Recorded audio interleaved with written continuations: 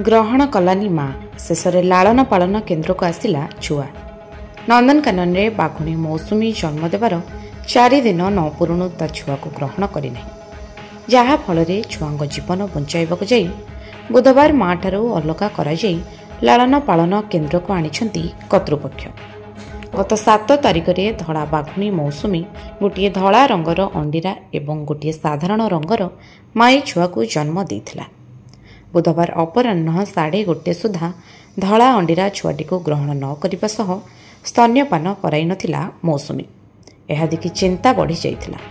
फल छुआ दुईटी को बंचाई रखिबा माँ ठारू अलगा करा जाई राति 7टारे लालन पालन केन्द्र को स्थानांतरित करा जाइथिला।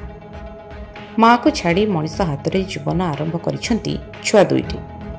650 ग्राम ओजन विशिष्ट अंडीरा धला छुआटीर शरीर तापमात्रा सठिक रखिबापई ताकु इनक्यूबेटर रे रखा जाइथिला।